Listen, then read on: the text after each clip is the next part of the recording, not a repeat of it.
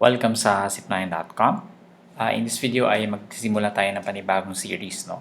Kung sinusundan nyo yung mga previous series natin, yung natuto na tayo ng concept ng limits, natuto na rin tayo mag-compute ng limits at napag-aralan na rin natin yung properties of limits. No? So ang pag-aaralan natin ngayon ay infinite limits. No? Kailan ba nagkakaroon ng limit na infinity, negative infinity, tsaka positive infinity. No? So let's have our first problem. We have, titignan natin kung ano ba yung limit ng 1 over x as x approaches 0 from the left. No? Ano ba ibig sabihin ng x approaches 0 from the left? Diba? Pag ito ay 0, ito yung 0, dito tayo magagaling sa left, diba? And pag nag-approach sa 0, siyempre, ang kukunin natin ng mga numbers.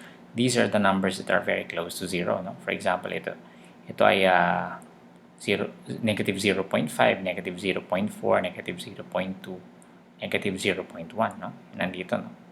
So, okay. So, let's try muna sa x equals negative 0.1. Ano magiging value ng 1 over x natin? So, 1 over x becomes 1 over negative 0.1, which is equal to negative 10. No? Okay, so what about x equals negative 0.01? Mas malapit di hamak, halos malapit na malapit sa 0. Then 1 over x is equal to 1 over negative 0.01, which is equal to negative 100. No? And I think, alam nyo na makikita nyo na yung pattern, no? Negative 0.001, then 1 over x is equal to 1 over negative 0. Ilang 0? Dalawa, no? Dalawang zeros, which is equal to 1,000, negative 1,000. No? And of course, lastly, x equals to negative 0.0001. So 1 over x is equal to negative 1 over negative 0.0001. Ilang zero siyang tatlo? Is equal to negative 10,000. So habang nilalapit natin yung value ng x sa 0 from the left, nagiging increasingly negative naman itong ating mga values. So ibig sabihin, nag-approach siya ng negative infinity. No? So, pag dinamihan natin yung zeros dito, dadami din yung zeros dito. No? Ibig sabihin, magiging sobrang liit ng number or maging increasingly negative siya. No? So, siguro, burahin na muna na natin to para makatipid tayo sa space. So, this is negative 10. Magiging f of x.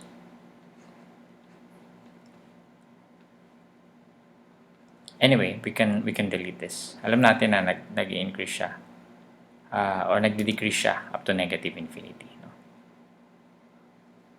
What about this one? So, ganun din, di ba?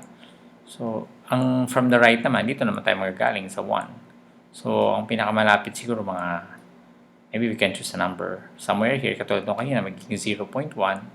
Tapos, palapit ng palapit, 0.01. So, magiging 1 at x equals 0.1, then 1 over x is equal to 1 over 0.1 or 10. No? And then at x equals 0.01, then 1 over x becomes 100. No? And x equals 0.001. 1 over x is 1,000. And 1 and x equals 0.0001. Then 1 over x equals 10,000. So, habang nililiitan natin yung x, no, papuntang 0, then the limit of 1 over x approaches positive infinity. Lumalaki naman siya ng lumalaki. So, kung madami tayong zeros dito at the right of the decimal point, dadami din yung zeros natin dito. Ibig sabihin na 1 over x becomes a very large number. No?